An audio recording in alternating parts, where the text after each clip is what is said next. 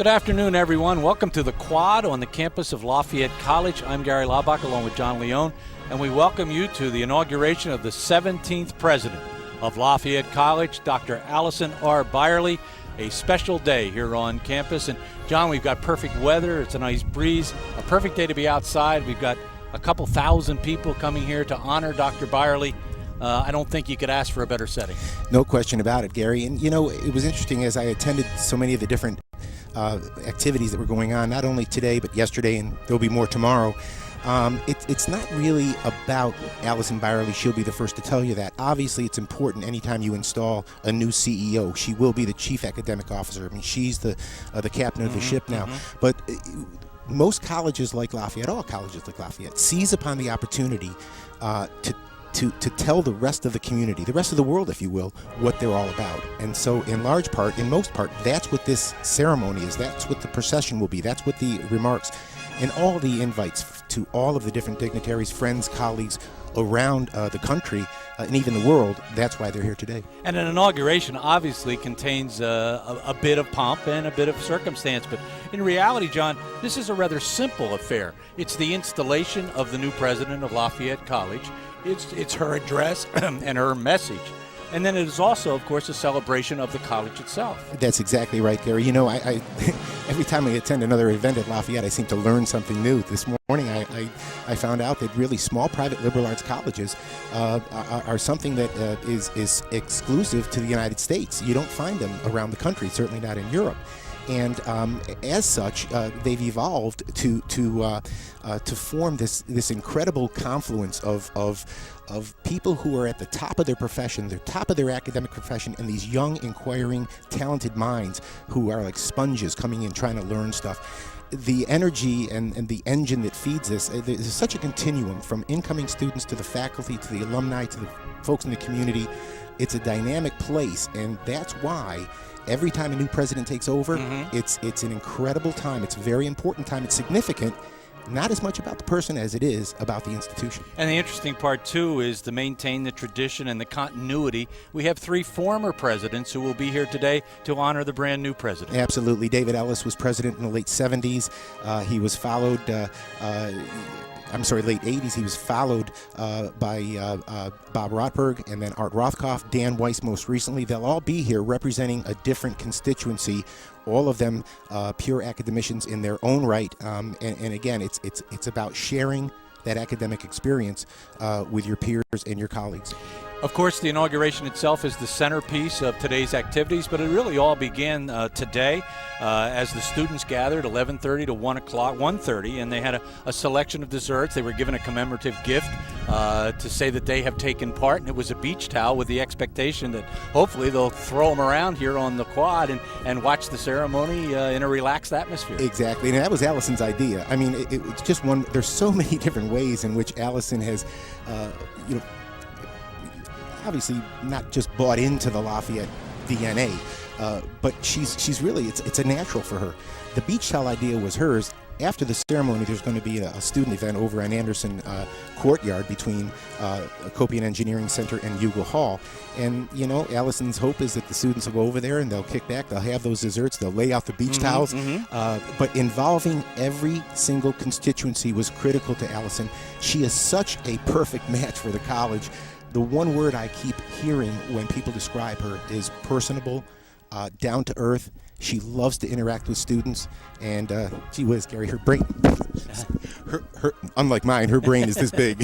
She is at the top of her academic profession. And with that in mind, she was not going to allow the campus to have so many educators on campus today without having a panel discussion. That occurred 1:45 to 3 o'clock, and really they kind of talked about the future of higher education.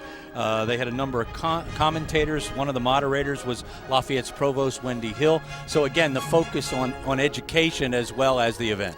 And in particular, Gary, you hit on a great point. One of the tallest challenges facing higher education today is cost, especially as they relate to small private liberal arts colleges. Is there that return on investment? And here's one vote from a person who has sent a child to a place like this. And I'm telling you, Gary, you can't substitute in any way, shape, or form the value of the residential experience. It's not just about what goes on on in the classroom, but how the faculty, the coaches, the administrators interact with these students and really give them a springboard to good and productive lives. And it's officially begun now as we hear the inauguration fanfare composed by Lafayette College professor of music, Kirk O'Riordan, someone you know well. Well, yeah, I met Kirk. It's interesting as young people investigate Lafayette. I've been here a long time. I've come to know a lot of the faculty folks. If a student tells me, for example, they're interested in the music program, it just doesn't take anything more than a phone call to simply call on that faculty professor, and they're more than happy to meet with a student. And I did that with Kirk. He was so engaging and loves his music. John, after this affair, of course, there'll be another dinner tonight, which I know you will attend, and a lot of the dignitaries will be there for that also. That's the founders' dinner, Gary. Some of the folks who are most connected to the college in terms of their volunteerism, in terms of their philanthropy, they assemble at homecoming every year. It just so happens that the installation of Alison as our new president will coincide with that dinner tonight. And boy, you gotta use a horseshoe to squeeze them into that room. It's just, again, another dynamic, energetic event here at the college this weekend. So while we have this opportunity, let's talk a little bit about Dr. Byerly. Before becoming Lafayette's president, she was in leadership positions at Middlebury College. She was there for 13 years, most recently a provost, executive vice president, and from 89 to 2013, a member of the Middlebury faculty. And John, what made Middlebury a nice fit as far as moving up as the president of Lafayette College? Well, Gary, I think the parallels are obvious, but they're more than that. Obviously, Middlebury, like Lafayette, small, private, liberal arts college. But I think the differences between Lafayette and Middlebury are what actually attracted her to the school. She was intrigued. Her dad's an engineer. Her brother's an engineer. Of course, Alison's background is in literary history and art and technology. And she's an expert in these fields. And she was intrigued by how a college of Lafayette's size, with its endowment and resources, combines liberal arts, the fine arts, and engineering, and that's really what attracted her to Lafayette. Yeah, no question about it, and she has also had a number of appointments as college professor, a visiting scholar at the Massachusetts Institute of Technology, Stanford University, and Oxford University. She earned her BA with honors at Wellesley College in 1983, her master's in English at the University of Pennsylvania in 84, and her PhD in English at Penn in 1989. Obviously, the drum roll has occurred, John. It's time for the academic procession to begin, and here's where we'll see so many wonderful dignitaries who have come on campus today to honor Dr. Byerly. Again, Gary, not only members of the Lafayette faculty, but folks representing other institutions. It's interesting. You talk about pomp and circumstance. They'll be arranged in order according to the age of the college. So Harvard comes first. I think you've got the date yes, there. Yes, that's correct. Yeah, Harvard. And Northampton County Community College comes last because 1967. One more element about Alison Byerly, and there's something in the Lafayette College DNA that really embraces the grassroots interpersonal relationships. You would think someone like Dr. Byerly, who's been around these kinds of schools all her professional life just about, would know pretty much everything there is to know. I was fascinated. One of the things that stuck out to me, and it probably understandably might not stuck out to other people, but it stuck out to me, and that is that Alison said it wasn't until her own daughter left home to go to Carleton College and went through the experience herself that she was able to understand the experience through the eyes of a parent. And it really enhanced her own understanding and her own sensitivity to what the students actually go through. And what we're going through, and we are listening to the inaugural fanfare, again written by Kirk O'Riordan, who is conducting the concert band today. He's an assistant professor of music and director of bands of the college. And let's listen in a little bit to the piece. This is the inaugural fanfare.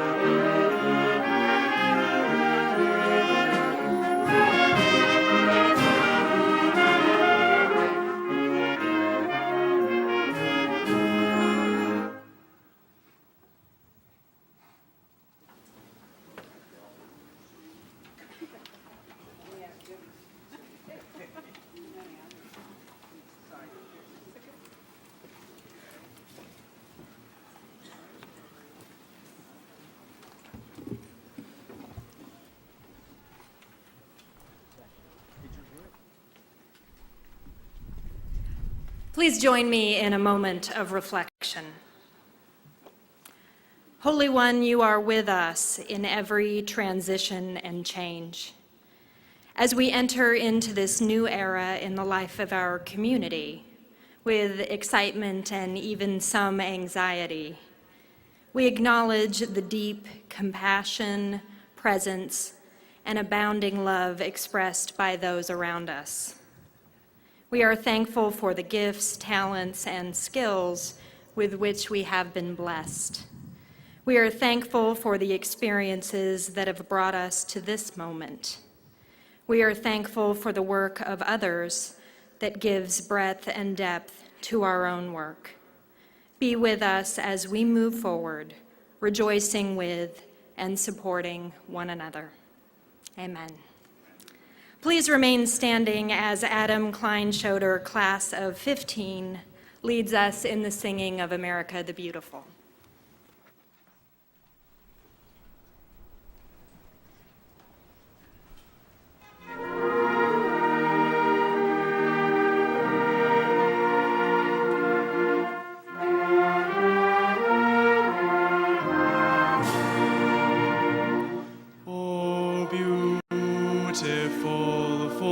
Spacious skies, for amber waves of grain, for purple mountain majesties above the fruited plain. America,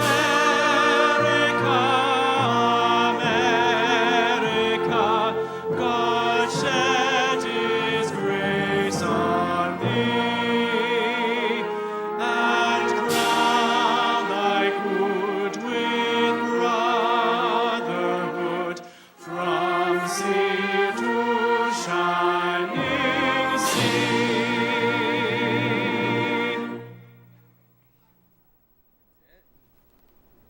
Please be seated.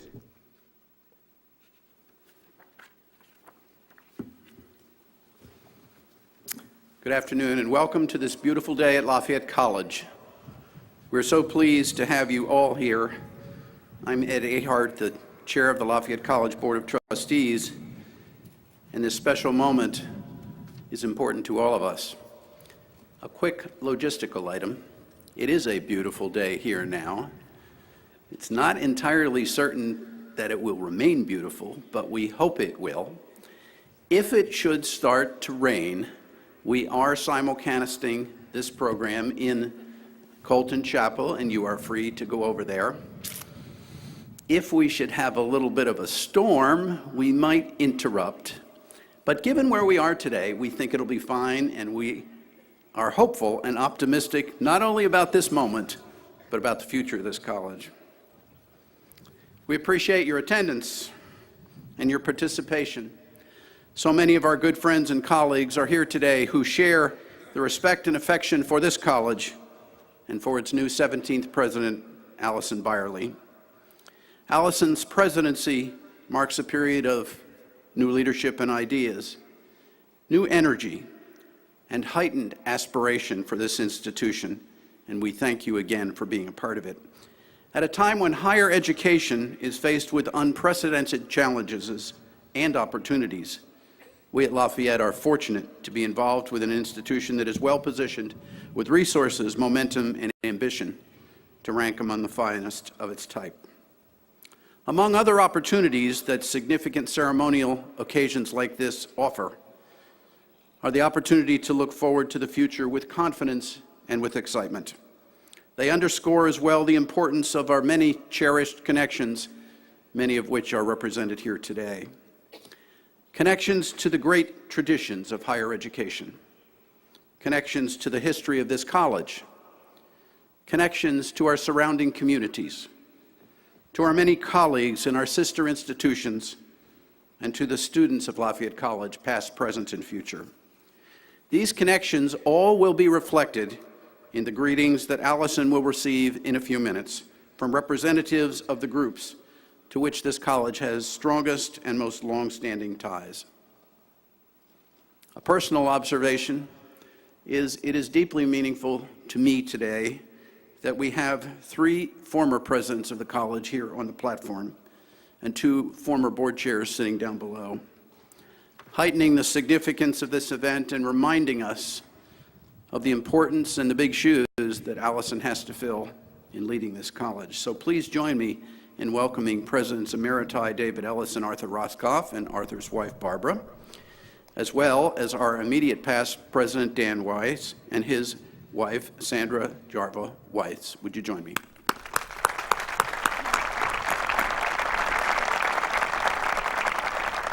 I also want to extend a word of welcome to 2 of our 3 past board chairs, Charlie Hugel and Alan Griffith, with their spouses, Nina and Penny. The 3rd member of that group, sadly, is Larry Raymer, who passed away in the past year.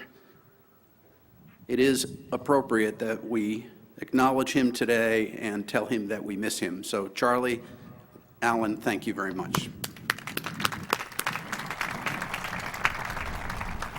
Our connection to higher education and its community is reflected today through the attendance of the presidents, alumni, and other representatives from many of our sister institutions, along with the executive directors of the Lehigh Valley Association of Independent Colleges and the Patriot League, the president of the Association of Independent Colleges and Universities of Pennsylvania, and through representatives of the Association of American Colleges and Universities and the Alfred P. Sloan Foundation. We thank them all and congratulate them for being here. Welcome. The participation of Easton Mayor Sal Panto in this ceremony symbolizes the extraordinary bond and connection with the city of Easton. Its citizens were the founders of this college. Former Mayor Phil Mittman is also present. We welcome him and them, as well as Bethlehem Mayor John Callahan and the many other civic and corporate leaders, neighbors, and friends of the college who are here today. Of all the connections that we cherish, none are more profound that the college has enjoyed for 175 years with its students and alumni. The participation of students today adds so much to the occasion. Please join me in acknowledging Student Government President Michael Prisco, the members of the Lafayette College Concert Band and Concert Choir, the students who represented their academic programs in the procession, and our ushers who were student athletes from the member of the Oaks Leadership Academy. We welcome and thank all of you. Also want to acknowledge David Reif, President of the Lafayette College Alumni Association, and the alumni who served as class delegates. Their presence today reminds us of the special responsibility that alumni have to remain steadfast guardians of our legacy. John McKnight, Dean of Intercultural Development, represented the staff and the administration on the Presidential Search Committee and is also their representative today. The individuals and the staff do so much to support our students and our faculty, maintain our beautiful campus and our systems, and provide all other essential assistance. We gratefully acknowledge that. And it's appropriate that the first person to extend greetings to our new president will be a member of Lafayette's faculty, the principal stewards of our academic excellence. The faculty representative today is Rosemary Brucus, acting clerk of the faculty, and Thomas Roy and Laura Forrest Jones, professor of economics. Professor Brucus.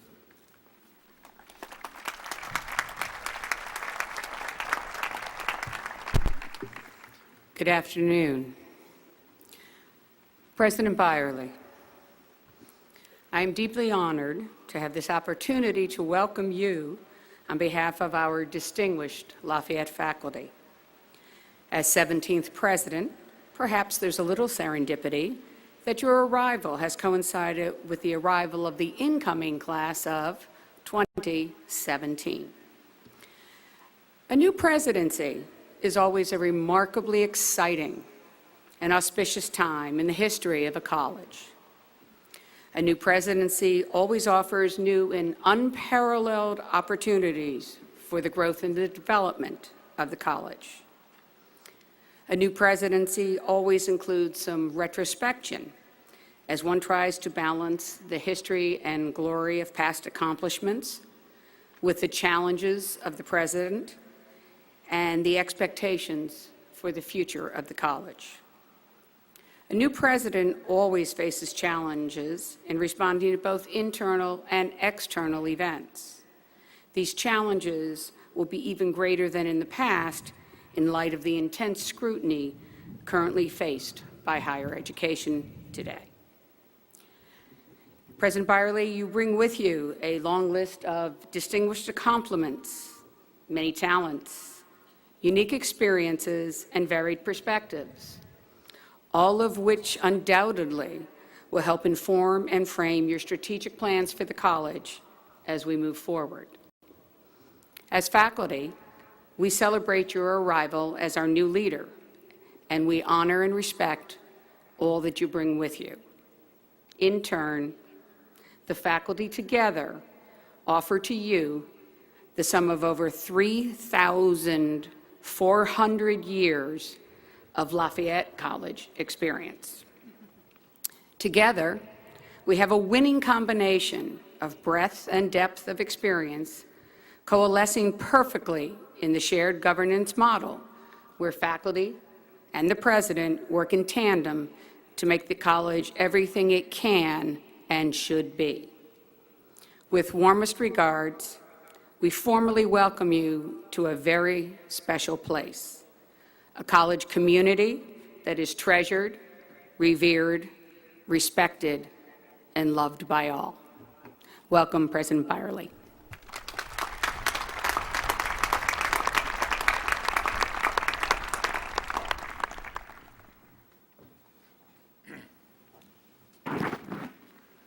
As someone who's been a part of the Lafayette community for over 60 years, as a student, as an alumnus, as a board member, and as president, it's wonderful to be back for such a memorable occasion.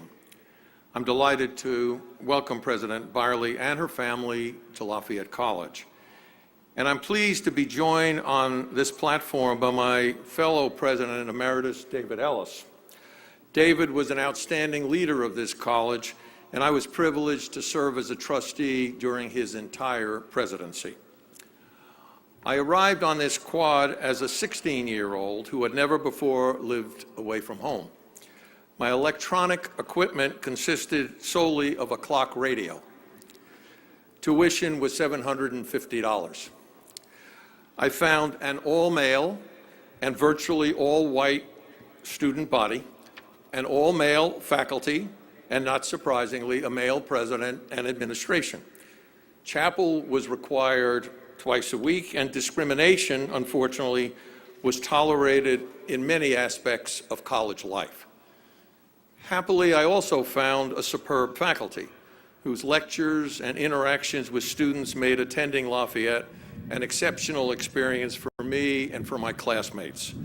It was an education that has served us remarkably well.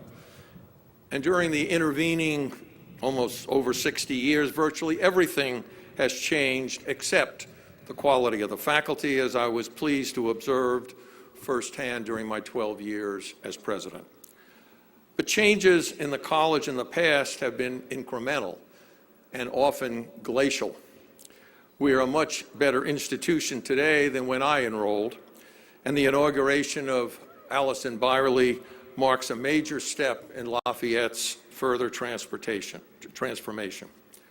But significant challenges and a far more rapid rate of change await us. Many of these challenges will be driven by external forces affecting higher education. We must adjust first and foremost to the changing demographic profile of the Lafayette applicant pool. Technology is rapidly reshaping higher education, as we heard at the seminar for those who attended in the Williams Center. MOOCs are just the tip of the iceberg. Public concerns about the cost and value of college are rising. When President Obama, a strong supporter of education, speaks publicly about the lack of access to college for talented, low-income students, the rising cost of college, student debt, questionable outcomes, and even the role of accreditation, academia needs to pay close attention.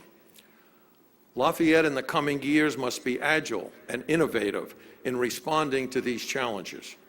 Practices that have been followed for 100, 50, or even 25 years need to be re-examined and new ways of educating our students explored. The college must focus on its core educational mission and ensure that it accomplishes that mission extremely well.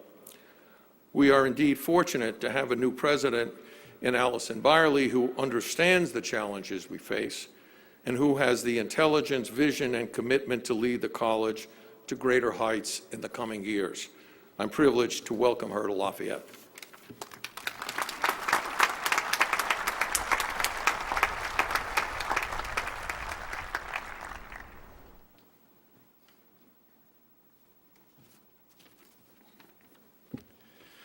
Former Presidents Ellis, Rothkopf, and Weiss, Chairman Ahart, distinguished guests, faculty, staff, students, and friends, President Byerly, her family, this is a beautiful fall day for Easton, not just Lafayette College. I welcome all of you. Today is a day of immense privilege and honor for me to be representing the residents of our city, celebrating Lafayette's 17th president, Alison Byerly.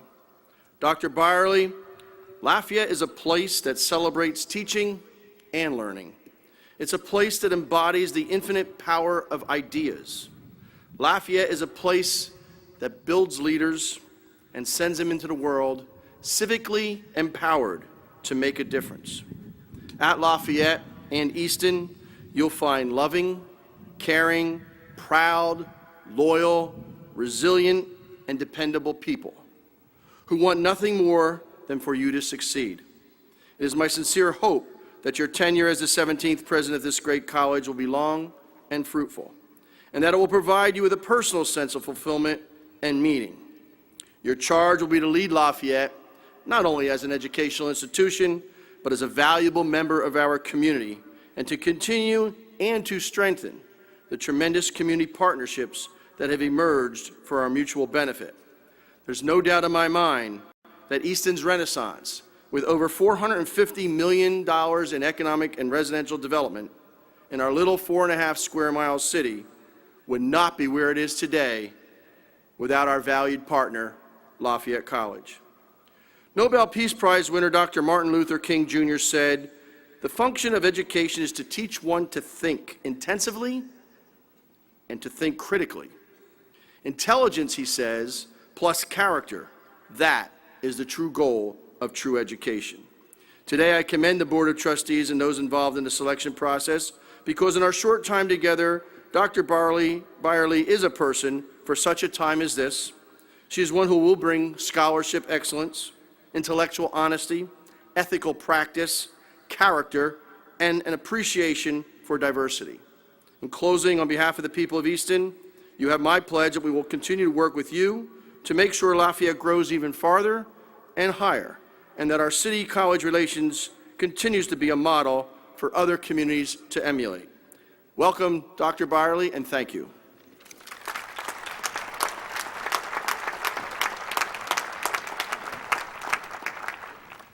Good afternoon, ladies and gentlemen. I can't even begin to tell you how much of an honor it is for me to be here today and to welcome President Byerly on behalf of our students. I remember when I first met President Byerly at a luncheon during the presidential search process. She struck me as enthusiastic, passionate, and truly dedicated to Lafayette. From my frequent interactions and from a student perspective, I can tell you President Byerly brings a widespread variety of assets to Lafayette. She has a true vision for the college, a vision that not only grows us as an institution, but one that reinforces our community and strives to perfect what already exists here. She is passionate about her dedication to students and can often be spotted on campus. If you fail to see her around, you can always connect with her via Twitter, just one of the many steps she has taken in order to relate to students and assimilate into our community.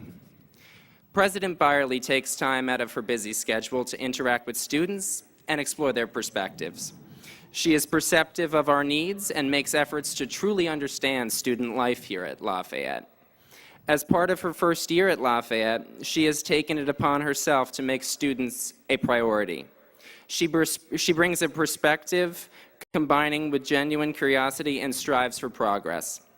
President Byerly has certainly gone above and beyond expectations in her new role as president, and I, for one, cannot wait to see what's next. It is my honor, on behalf of the student body of Lafayette College, on this day, October 4th, 2013, to welcome President Byerly into our community and as a member of our family. Thank you and welcome.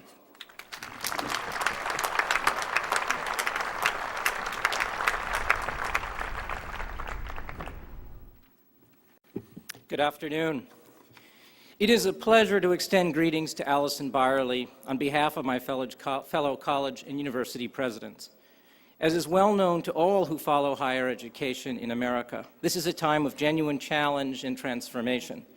More so than at any time in memory, our system and the institutions within it are confronting a new environment that will inevitably result in significant change. These factors include the need for a new financial model to sustain the diverse range of institutions that comprise our system, the impact of new technologies that affect not only how we do our jobs, but also how we learn and how we live, and the obvious requirement that we do a better job of connecting the educational experience we provide to outcomes that are of enduring value as measured both by personal satisfaction and professional achievement. Today, we celebrate both the installation of Alison Byerly as president and the promise of Lafayette College, for both matter to the future of higher education. During the past several decades, Lafayette has been embarked on an ambitious journey to enhance its distinctiveness and to raise its sights as a national leader in undergraduate education. We are well on our way towards accomplishing these goals. Of this, I am confident. So too am I confident that this wonderful institution is in very good hands. Alison, it is my hope that you and your family will find in this special community the friendships, support, and joy that my family did during our years here. My colleagues and I look forward to working with you at this time of special opportunity and to following your progress in the exciting years ahead. Welcome and congratulations.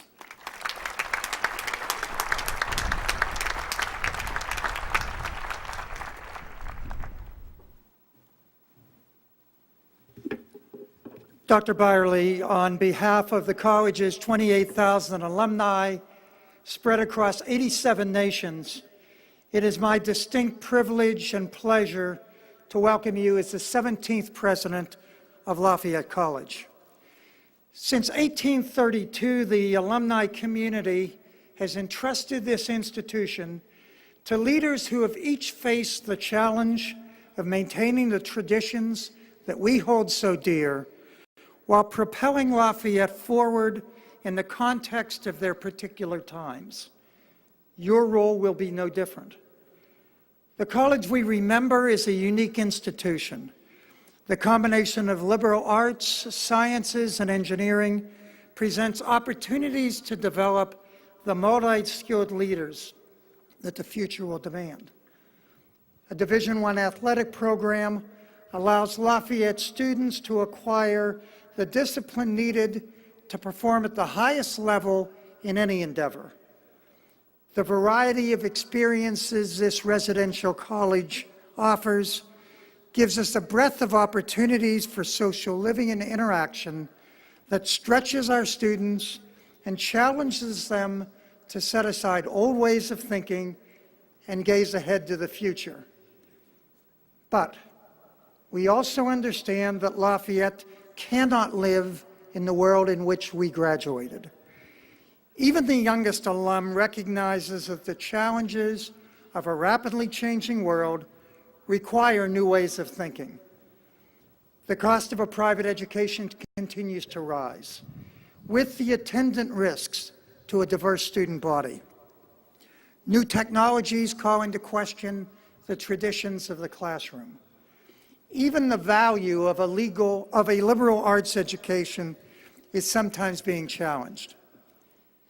However, in your few months on the campus, you've instilled confidence that you are the person to build upon the strong foundation left by your predecessors, and to lead and inspire us to meet these challenges.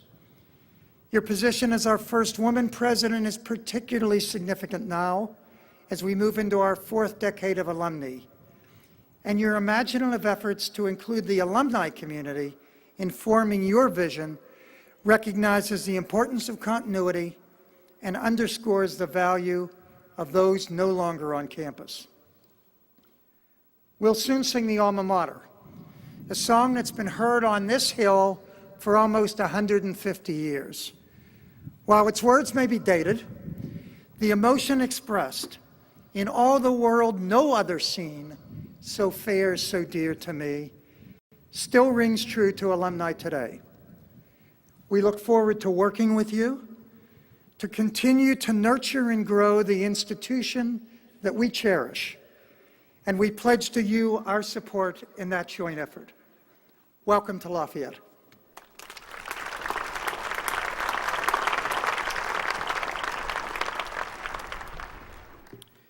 Good afternoon. I'm truly honored to offer greetings on behalf of the 556 members of the Lafayette staff and administration. I'm sure I can speak for us all when I say we are delighted to welcome you, Dr. Byerly, as our 17th president. I hope you can already agree that Lafayette is an exciting place to work and its employees enjoy a deep and profound sense of connection to the college. I know you've already had an opportunity to meet formally and informally with many Lafayette employees, but just in case it will take you a while longer to get around to everyone, I thought I'd take this opportunity to tell you more about the dynamic staff you are now leading. Like most institutions of higher education, at Lafayette, the range of job titles and responsibilities is vast. I've heard it said that we are essentially running a small city right here on College Hill, complete with policymakers, technology gurus, keepers of buildings and grounds, programmers, health professionals, legal counsel, and a dedicated police force. We raise funds, write grants, stock library shelves.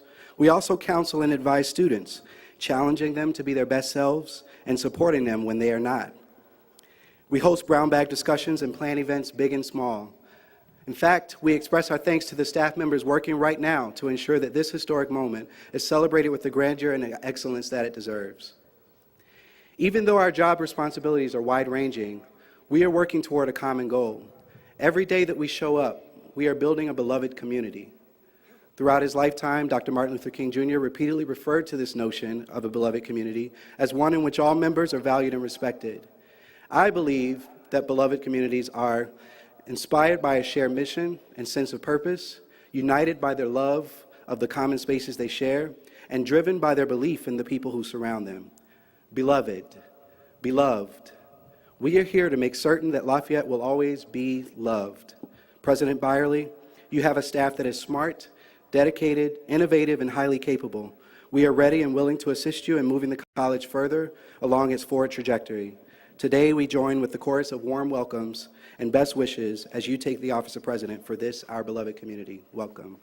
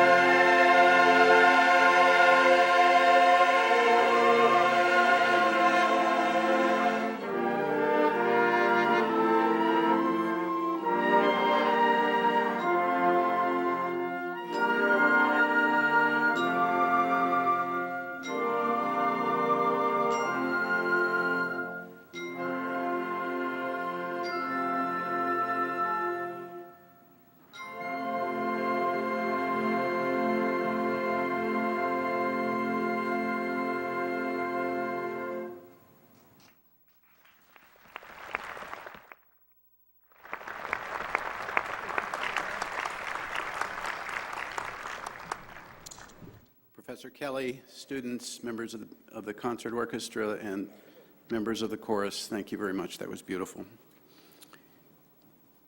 Reminding us that we are connected to the American higher education system and the system of the world, it is important that we highlight the representation today by the higher education community. They include all of those who participated in our academic procession, members of our faculty, delegates from other colleges and universities, the students who represent our academic programs, delegates from our alumni classes and our board. Our next guest and speaker is a very prominent member of the broader academic community and also a very longtime colleague of President Byerly at Middlebury. We're privileged to welcome John M. McCardell Jr., Vice-Chancellor and President of Sewanee, the University of the South. A graduate of Washington and Lee University, Dr. McCardell did his graduate work at the Johns Hopkins University and at Harvard, from which he received his PhD in history in 1976. He joined the history faculty at Middlebury that year and served as its president from 1992 to 2004. A distinguished scholar and academic leader, he is also a respected figure in the important public discussion about American higher education and student life today, and he is a friend of Alison Byerly. Please welcome Dr. John McCardell.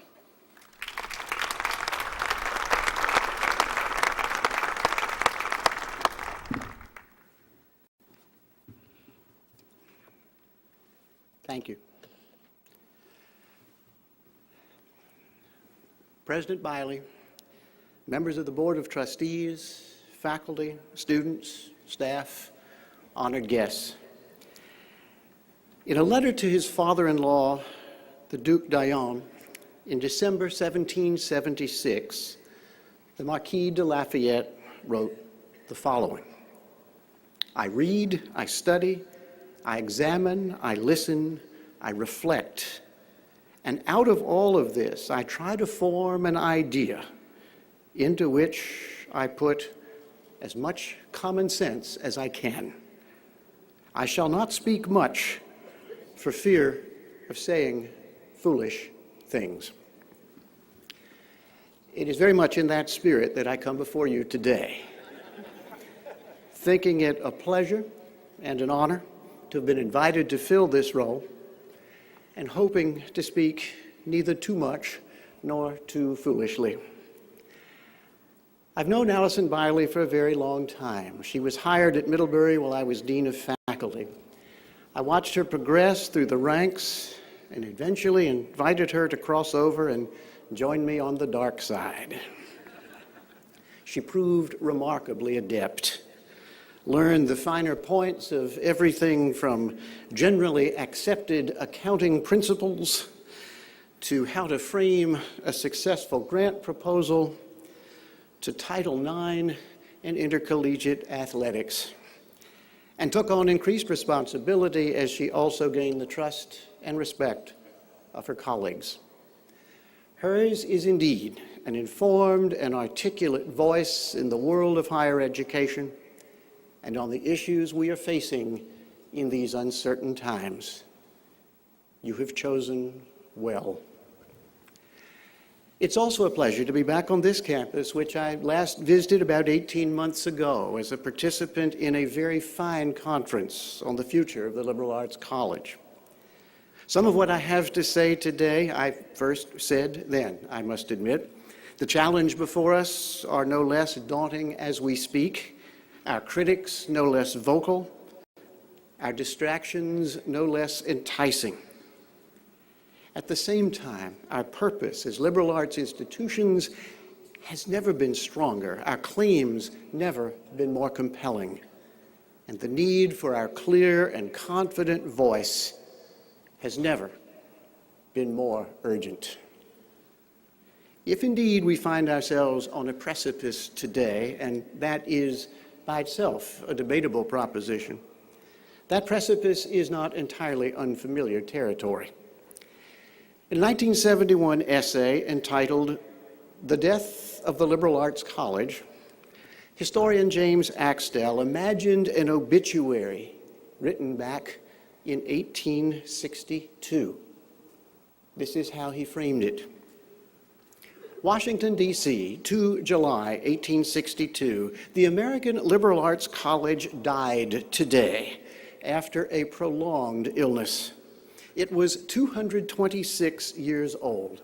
Born on the salty backwashes of the Charles River in Cambridge shortly after the Massachusetts Bay Colony was founded, the scion of Puritan reform and Renaissance civility grew to sturdy usefulness in the colonial years by overseeing America's leaders prior to their war for independence. When the new nation emerged, however, demanding a larger, more expert citizenry, the college was unable to overcome its aristocratic origins and shortly contracted the disease that eventually led to its demise today, arteriosclerosis. In the 1820s, when Jacksonian democracy was urging needed reforms on American institutions, the college's role in society contracted into a stance of pugnacious conservatism with the Yale Report of 1828. Even a number of its own reform-minded members could not edge it into the great American mainstream of technological growth and democratic expansion today. After a recent cardiac arrest, its heart stopped on the floor of the House of Representatives, just as the roll call for Justin Morrill's Land Grant Colleges Act had ended. The vote was 90 to 25. Sound familiar? Yet the report proved premature. In 1876, with the founding of the Johns Hopkins University and the rise of the research institution, in the years following World War II and the GI Bill, in 1987, when the number of 18-year-olds began to decline, a very wise person I once worked with said, "We know how many 18-year-olds they're going to be 18 years from now." In the 1990s, when distance learning and the Western Governors University threatened to make bricks and mortar obsolete. And even today, as MOOCs abound, we have heard and continue to hear that our days are numbered unless we shape up. One need go no farther than a Google search to discover that this time, really, truly, this time, we mean it, we're doomed. Well, maybe. Or maybe not. To be sure, all these prior threats were not illusory. They were genuine. But amazing to report, the Liberal Arts College has proven remarkably resilient and adaptable. And there is no reason to suppose that with vision, energy, and discipline, that resilience and adaptability should not continue. You've chosen a leader who understands that, and who also understands those essential and enduring features of the Liberal Arts College that have, in good and threatening times, shaped it, defined it, and reinvigorated it. With her leadership, Lafayette is equal to the task at hand. Of course, there are challenges. For example, the CIRP surveys have over the years revealed disturbing trends. Between 2007 and 2012, we're told the percentage of freshmen spending 3 or more hours a week on social networking increased from 45% to 57% for women, 37% to 48% for men. This is probably understated. This force which militates so subversively against community. To this might be added, under the general rubric of finance, the discovery that over the last 10 years, the percentage of students taking on $10,000 or more of debt has risen from 5.6% to 13.3%. Almost 12% of entering students have major concerns about finance. Another 55.5% have some such concerns. The average indebtedness for graduates a mere 2 years ago was over $25,000, a 5% increase over the previous year. The long-term sustainability of high tuition, high discount needs to be addressed. Non-need aid, particularly when offered at the expense of needy students, is of questionable social value. Accessibility and affordability are serious, pressing concerns. In short, the students coming to our campuses are shaped by different influences and preoccupied by different concerns from many of those that were familiar to us. And yet, still, they come. Why? Perhaps because, as a recent report by the American Association of Colleges and Universities notes, and I quote, 3 out of 4 employers want new hires with precisely the sort of skills we teach: critical thinking, complex problem solving, written and oral communication skills. Perhaps because, as a recent publication of the American Academy of Arts and Sciences points out, in the last decade, liberal arts majors scored, on average, 9% higher on the graduate management admission test than did business majors. Perhaps because, according to a NICU study, 78% of graduates of independent colleges complete their studies in 4 years. At public institutions, barely 60%. And as for the completion rate for MOOCs and virtual universities, well, you should, as Al Smith once said, look it up, hard as it might be to find that information on their otherwise dazzling websites. You'll be surprised by what you find, maybe even appalled. Or perhaps for other reasons, having to do with the way the life of the mind is lived in places like Sewanee and Lafayette. In 1984 essay entitled, "What Else? The Loss of the University?" Wendell Berry writes, "The thing being made in a university is humanity. Human beings in the fullest sense of the word, not just trained workers or knowledgeable citizens, but responsible heirs and members of human culture." He is speaking, at least in part, of what we call residential life, the residential part of the liberal arts college. The Wall Street Journal published its millennial edition on New Year's Day, 2000. Perhaps you remember it. Its pages contained essays about what the future might hold for every sector of American life. One such article had to do with the future of the liberal arts college. "The classroom of the future," it began, "won't have much in common with today's version. For one thing, there probably won't be a classroom." The article went on to discuss the ways in which higher education would be changing, would necessarily be forced to change. But toward the end, there came a telling comment. Todd Nelson, who was at that time the president of Apollo Group, which started the University of Phoenix, that avatar of distance learning and unbounded classrooms and high technology, asked where he planned to send his own children to college, responded that, well, of course, they would attend a bricks and mortar institution. Puzzled, the reporter asked him why. His direct response was as followed: "There are important social and cultural things there that you don't get with us." Important social and cultural things. Stuff.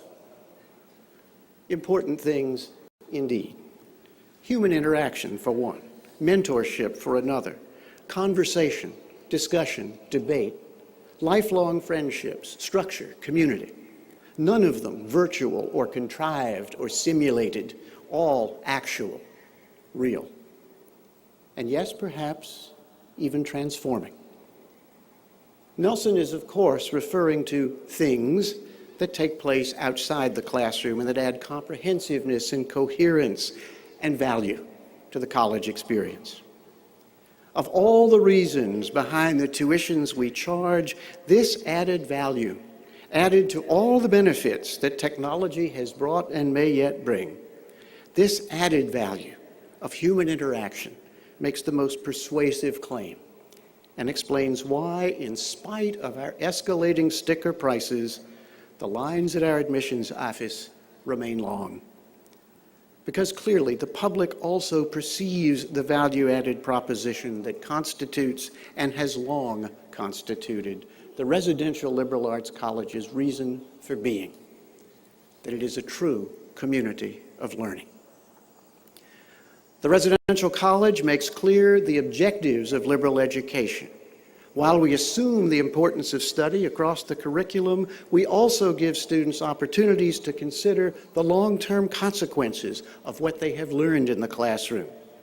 A residential community provides a place where faculty, staff, alumni, guests regularly encourage students to look outward from the confines of their own limited experience, broaden the reach of their own understanding, and reflect upon how and why education matters. This outward turn is especially important at institutions like my own in isolated or rural settings. The residential college establishes an educational environment that is much more than simply task-oriented. At its best, it provides a place where students discover the pleasures of learning apart from the process of evaluation, of learning for its own sake. The residential college encourages the continuation of conversations between students and faculty, among students, and within the extended academic community. There's not enough time in the classroom, in office hours, or anywhere else on many campuses for members of the community to discuss topics, intellectual issues, current events, music, film, anything vital to our culture, not directly relevant to classroom work. The residential college allows time and space and setting for those things. Students and faculty have interests that go well beyond their studies and their disciplines. Meals, receptions, social gatherings, in encompassable settings provide occasions for such exchange. Finally, the residential college nurtures students, each in his or her intellectual growth, and builds in them the confidence necessary to succeed in the world beyond college. This encouragement comes not only from adults, but also from fellow students. As much as the viability of the community depends upon strong faculty and staff leadership, it also, in places like this, builds upon the active participation of self-educating students.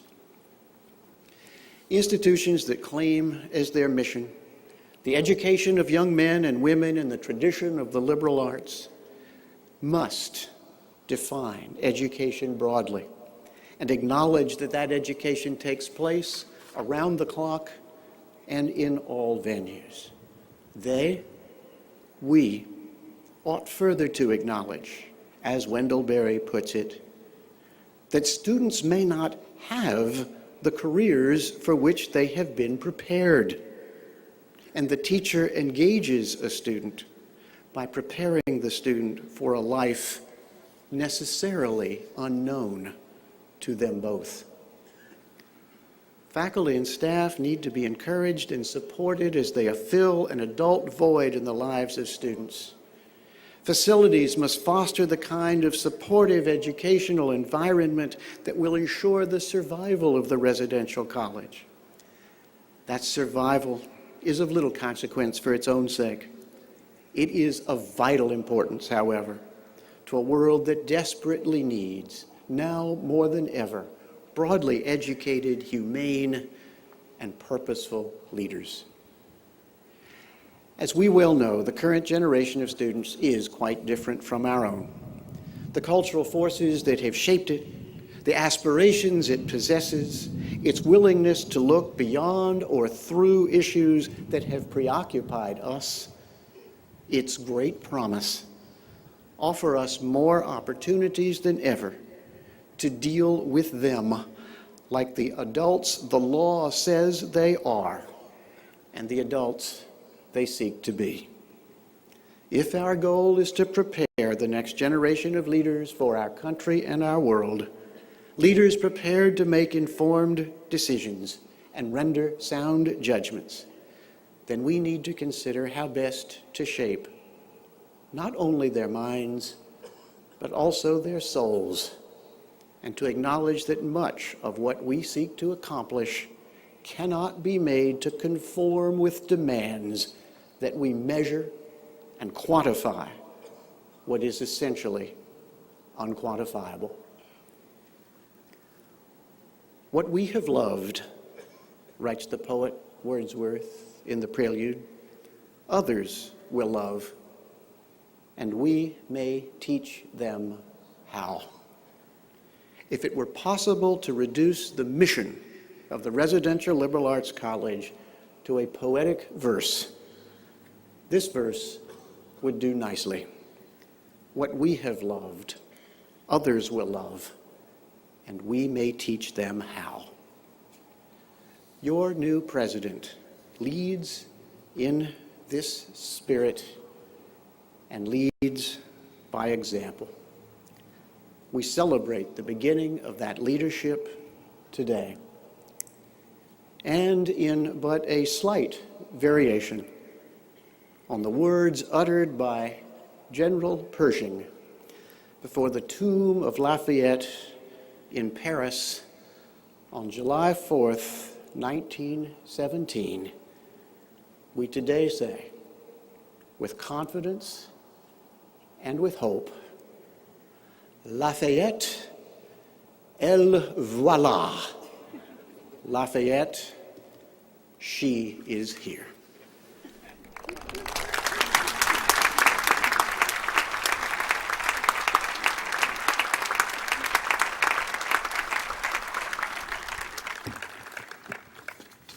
Dr. McCardell, thank you. We highlight and celebrate important events such as this with formality, with ceremony, with music, with thoughtful words, and we have a real purpose, and that is to swear the president in. So, Dr. Byerly, will you come forward, please?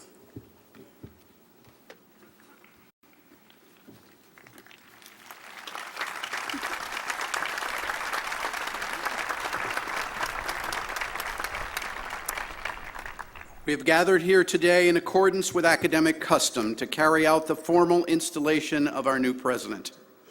Alison R. Byerly, the trustees have called you to the presidency of this college. Will you faithfully execute the duties with which you are entrusted? I will.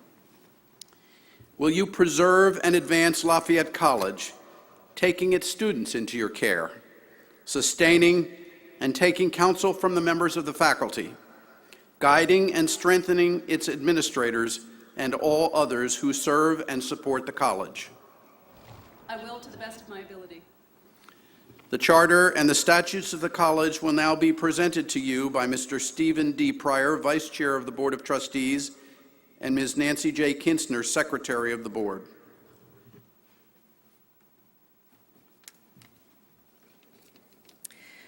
The Charter of Lafayette College was granted to our predecessors in 1826 by the legislature of the Commonwealth of Pennsylvania.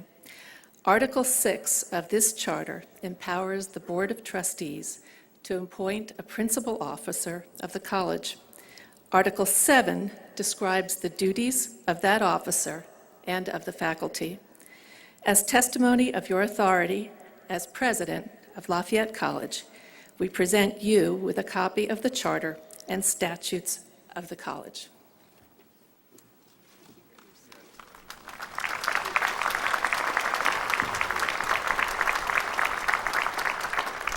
And now, by the authority vested in the Board of Trustees by the Commonwealth of Pennsylvania, I declare you fully admitted to the office to which you have been called. I commend to you the welfare of Lafayette College, and with all others here assembled, congratulate you as you enter upon the presidency of this college. Alison, welcome.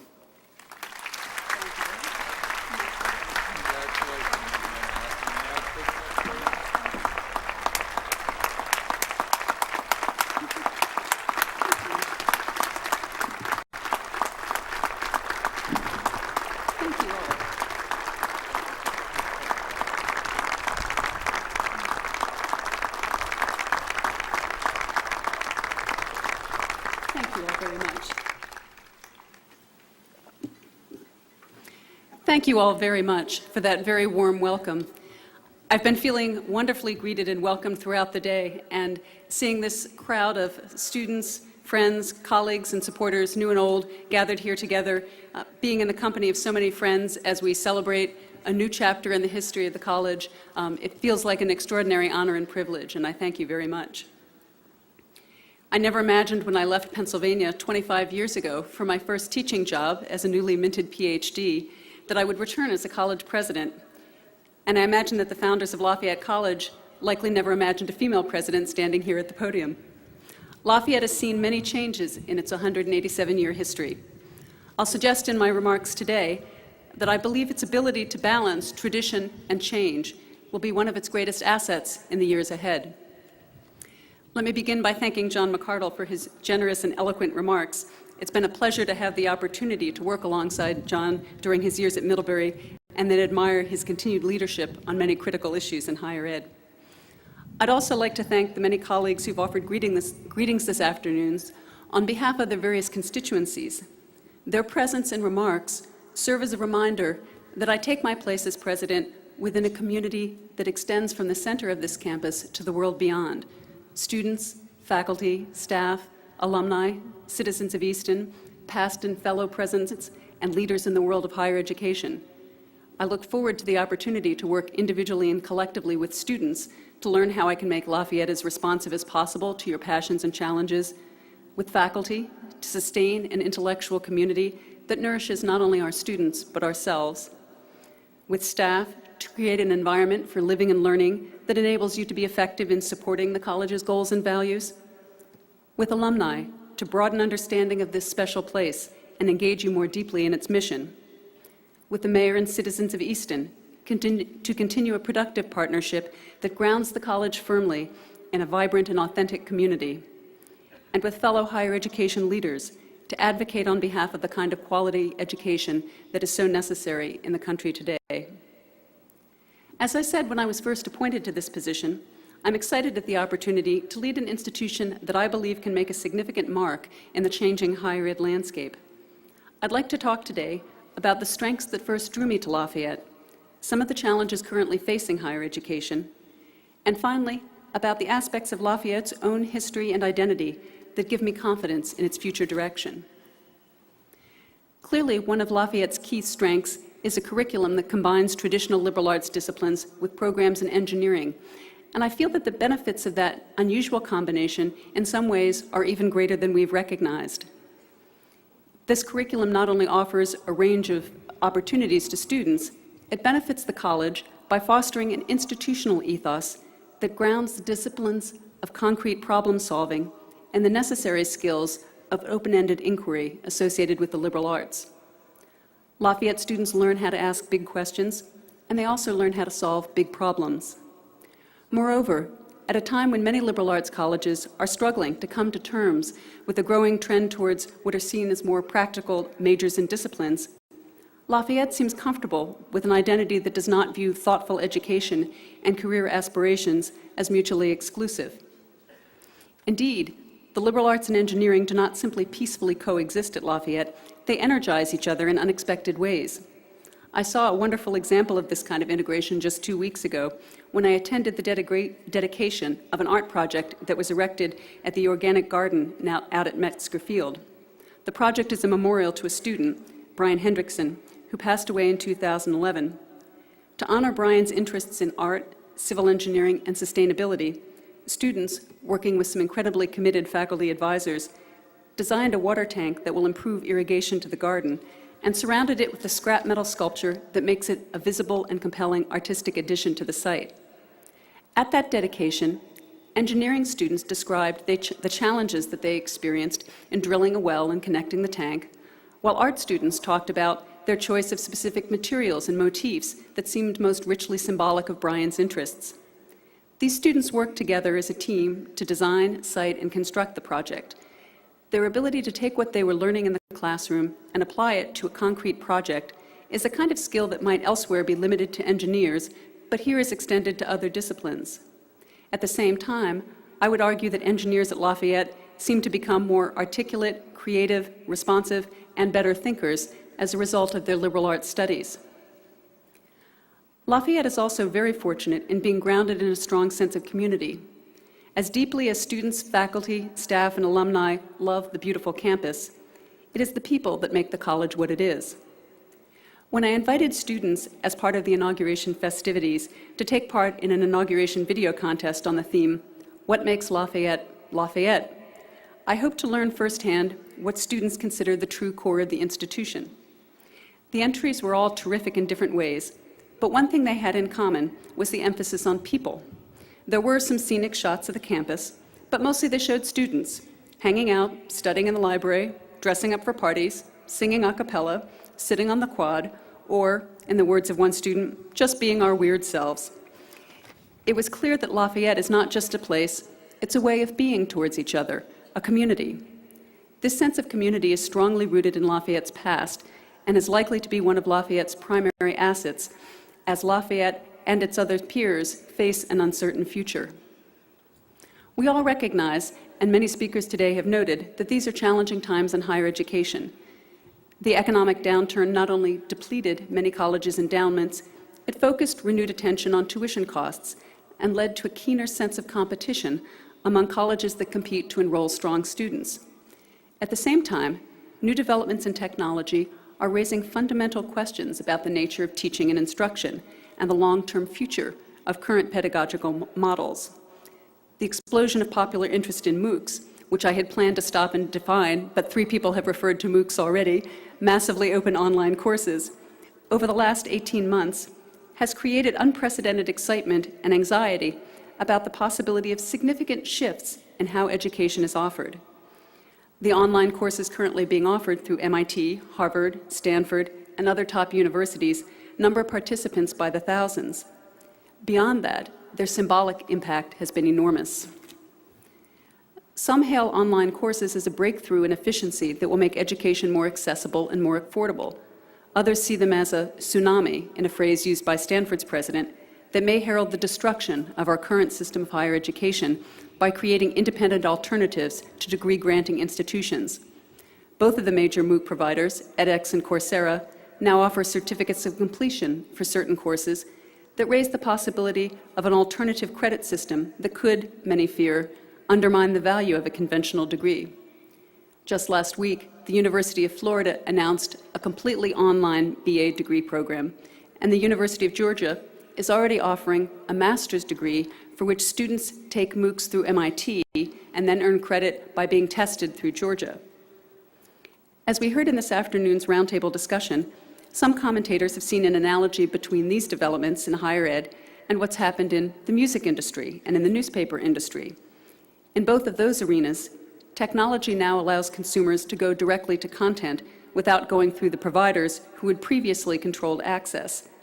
Listeners downloading music directly from musicians' websites, or readers finding the individual stories they wanted without having to purchase a complete publication, may prefigure a future in which students access educational content, either online courses or other forms of information, directly without the mediation of a teacher or college. Media critics describe what's happened to record companies and newspapers as unbundling.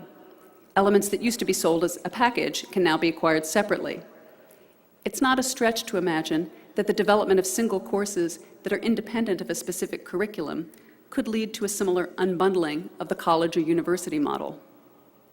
What does this mean for Lafayette? I believe it means that we have to be prepared to think about every element that makes up the Lafayette experience: the academic program, the athletic and extracurricular opportunities, the residential environment. It means we must understand and be able to justify the value of the complete package. Though the academic program is the core of that value, these other dimensions cannot be dismissible as mere frills or luxuries. They have to be integral to the overall educational and developmental experience. Those of us who teach and work here can see how students benefit from the opportunities for leadership, teamwork, collaboration, and friendship that Lafayette offers.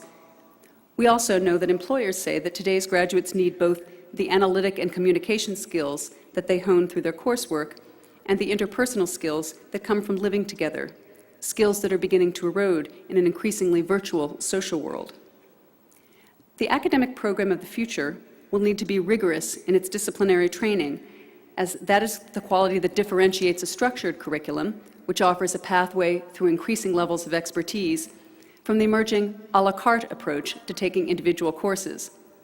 A liberal arts curriculum creates a thoughtful progression that requires you to explore and master whatever field you choose in the context of a broad understanding of a range of disciplines. The value of the overall curriculum transcends the value of any individual course. At the same time, our program of the future will also need to be broadly interdisciplinary. This has been the trend in scholarship for many years, and many Lafayette faculty are already deeply engaged in developing new interdisciplinary programs in areas like environmental studies, women's and gender studies, film and media studies, and international affairs.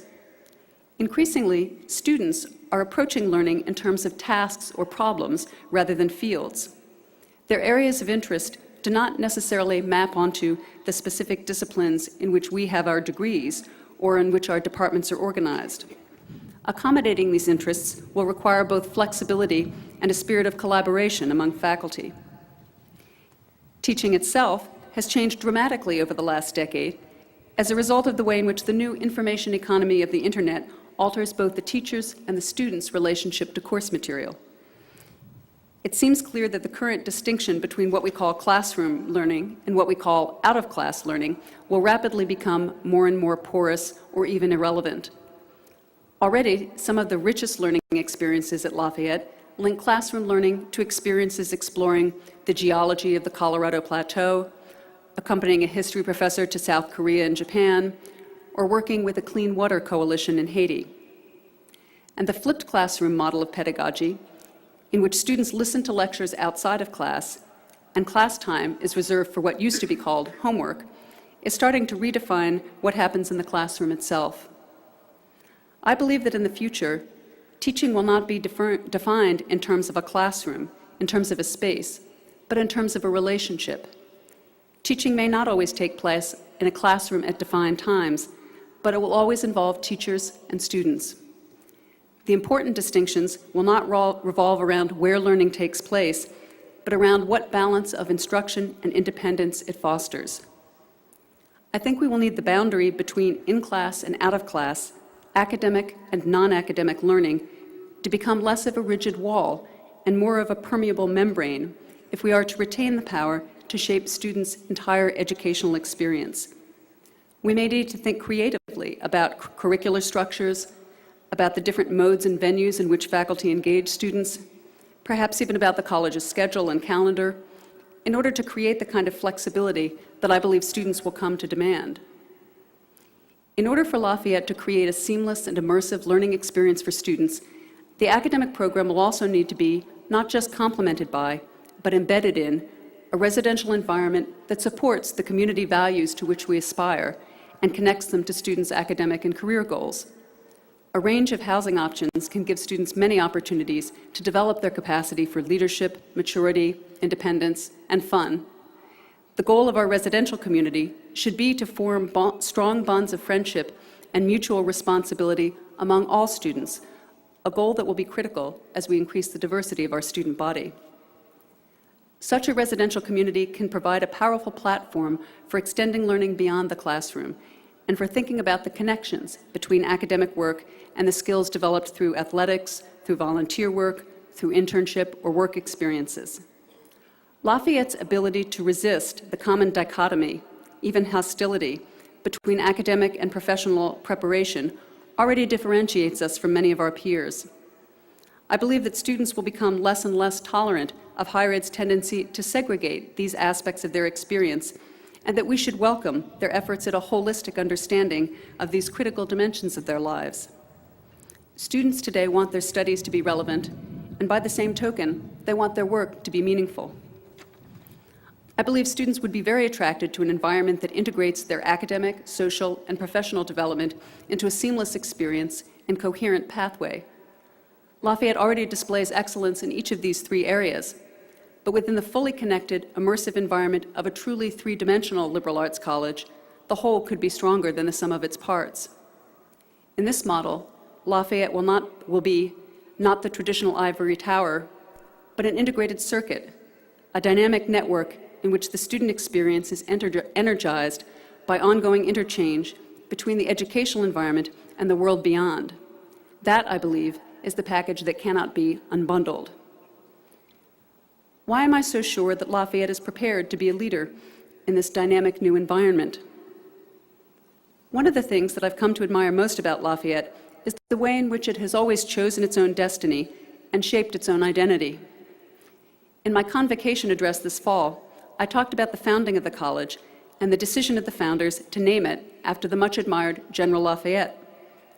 While most colleges are named after their founders, or perhaps their locations, Lafayette College was named in a spirit of idealism for a person who represented qualities that its founders wished to honor.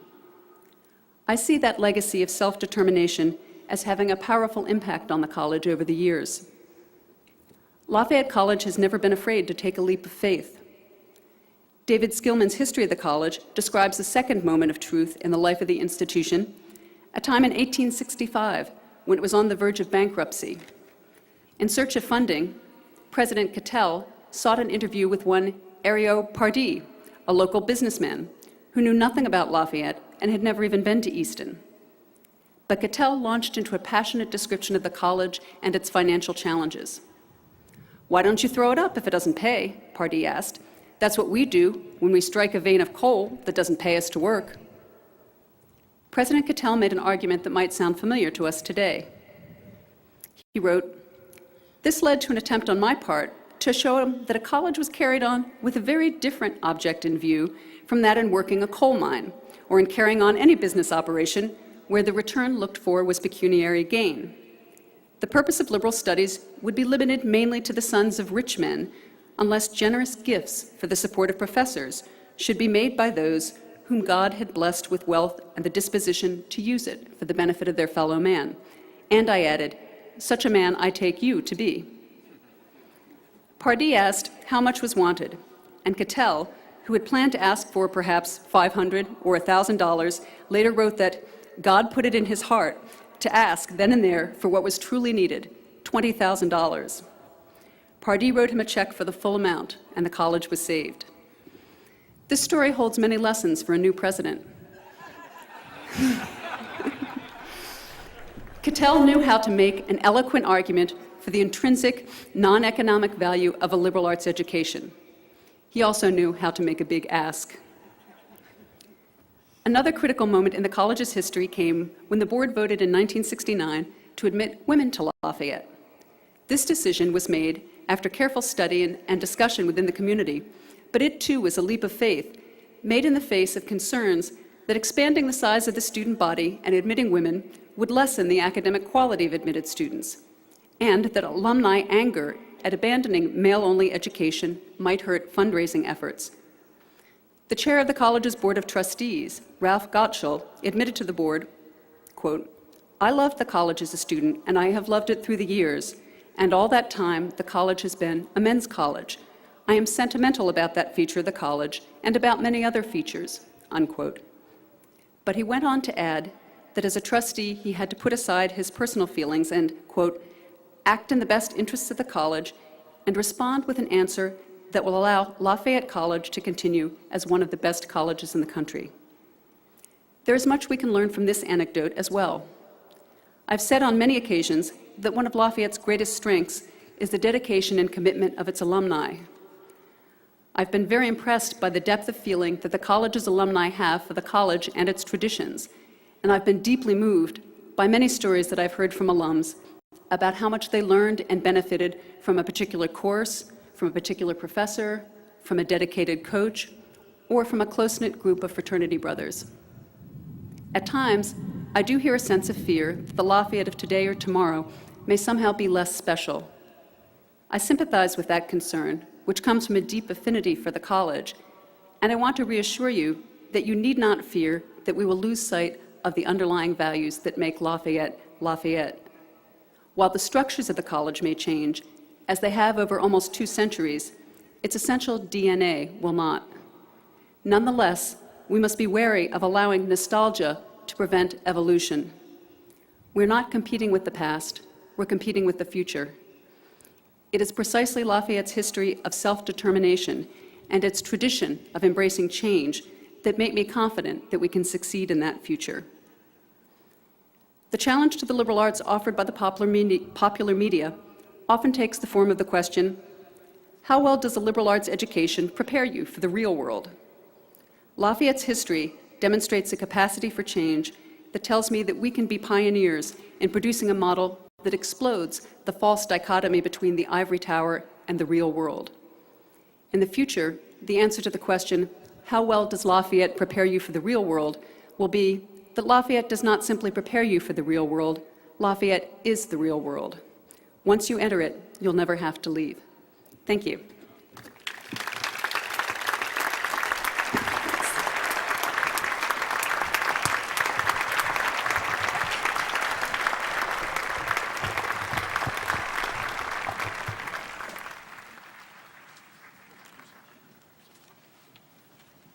Please rise and join us in the alma mater.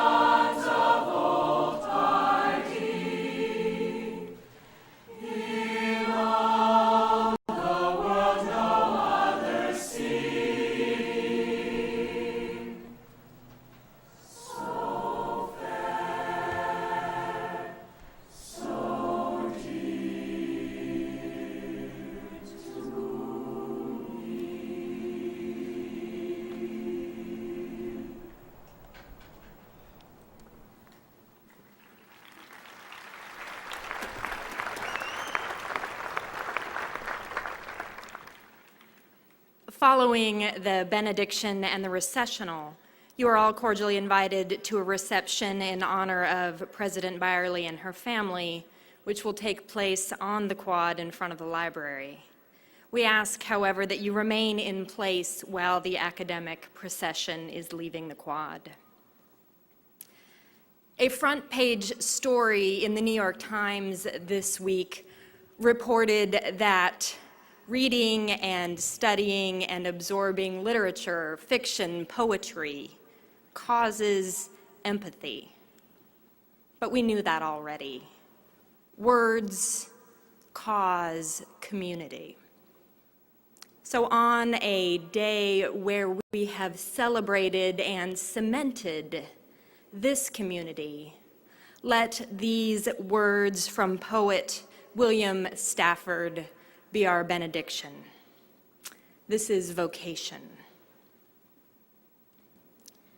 This dream the world is having about itself includes a trace on the plains of the Oregon Trail, a groove in the grass my father showed us all one day while meadowlarks were trying to tell something better about to happen. I dreamed the trace to the mountains, over the hills, and there was a girl who belonged wherever she was. But then my mother called us back to the car. She was afraid. She always blamed the place, the time, anything my father planned. Now, both of my parents, the long line through the plain, the meadowlarks, the sky, the world's whole dream remain. And I hear him say while I stand between the two, helpless, both of them part of me. Your job is to find what the world is trying to be. And so this is my charge to all of us on this auspicious day. Your job is to find what the world is trying to be. Go in peace.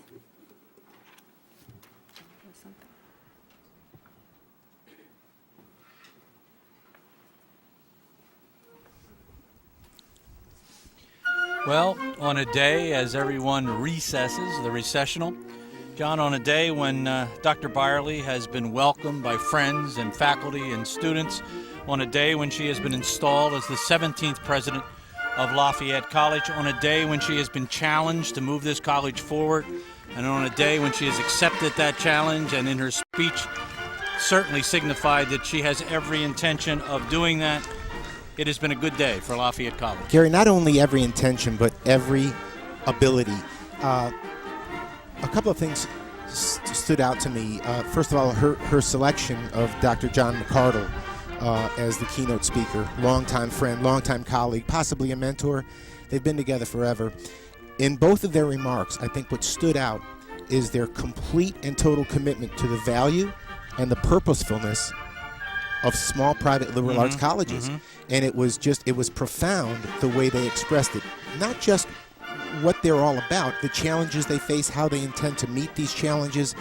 At the risk of being too succinct and a bit foolish, one of my favorite sayings is sometimes when you paint on a smaller canvas, you can make a prettier picture. And I think that summarizes a lot of what John McCardell was saying, that there's a certain interpersonal relationship. There's a certain interaction between faculty and student and alumni. The community is just closer, and more and better learning can take place.